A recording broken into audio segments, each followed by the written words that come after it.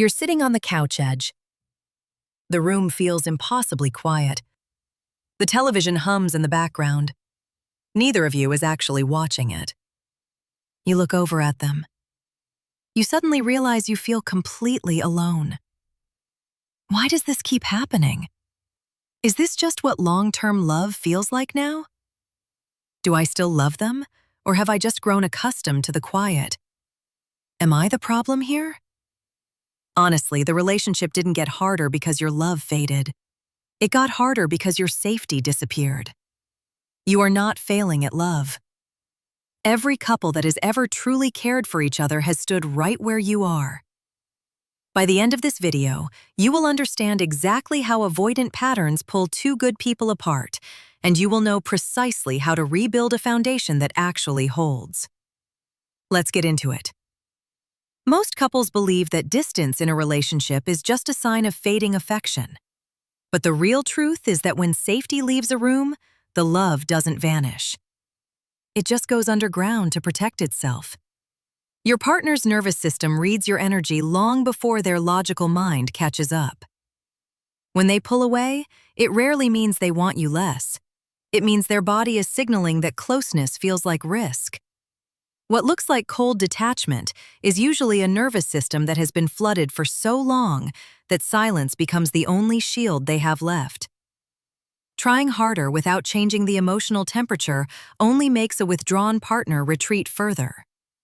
Criticism always lands as rejection, even when you speak softly.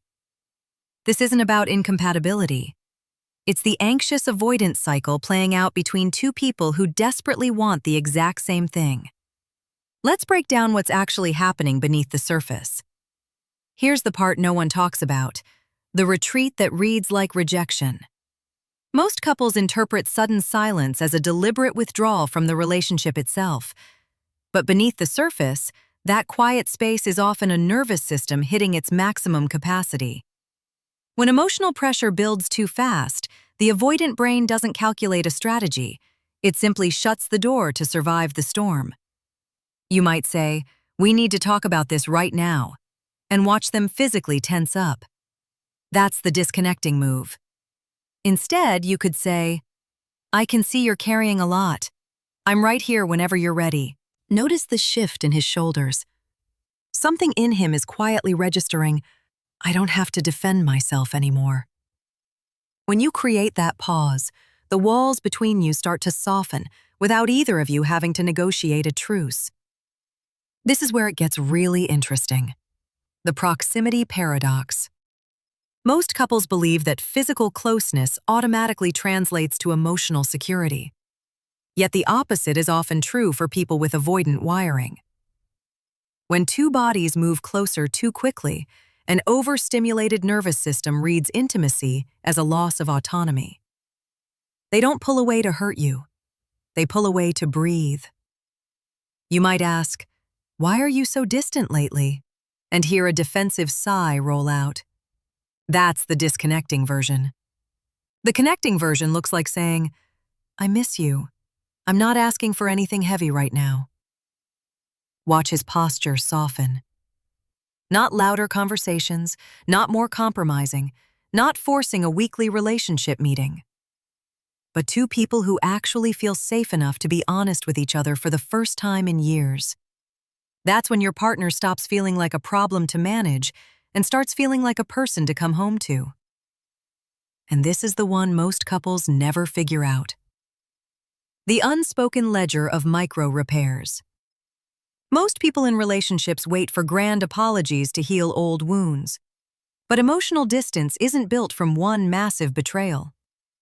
It's built from 100 tiny moments that never got acknowledged.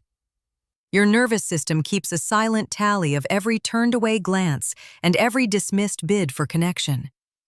She feels the weight of that unspoken ledger long before she voices it. You might brush off her quiet sigh with, "I'm just tired," and watch her retreat into her phone. The disconnecting move leaves the account empty. The connecting move sounds like, "I know I checked out earlier. I'm sorry I left you holding that alone." She hears the difference instantly. What's moving through her is, I forgot how good it feels to be chosen. And when you practice that grounded repair, the quiet resentment that's been living between you finally starts to melt away. Here's the shift that actually rewires the cycle: the translation gap between need and signal. Most couples assume their partner understands exactly what they're asking for.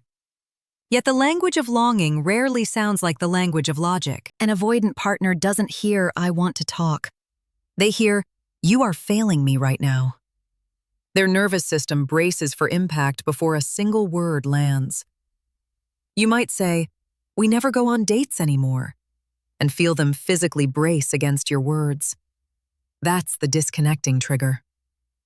Try saying, "I'd love to spend some slow time together. No agenda, just us." Watch the tension drain from their face. Something in them is quietly whispering, "She doesn't want to change me. She just wants to enjoy me." And here's what changes everything. When you frame your desires as invitations instead of demands, you turn a relationship that feels like a negotiation into one that feels like a refuge. But here's what nobody explains: the choice to stay present in the drift. Most people in long-term relationships believe that constant harmony means the bond is healthy.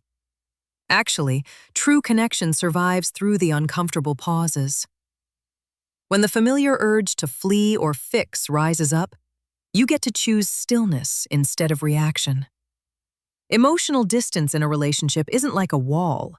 It's like scar tissue that forms slowly over 100 small moments that never got repaired. You can sit with the awkwardness instead of rushing to patch it. Instead of demanding an immediate resolution, you might say, "This feels heavy right now.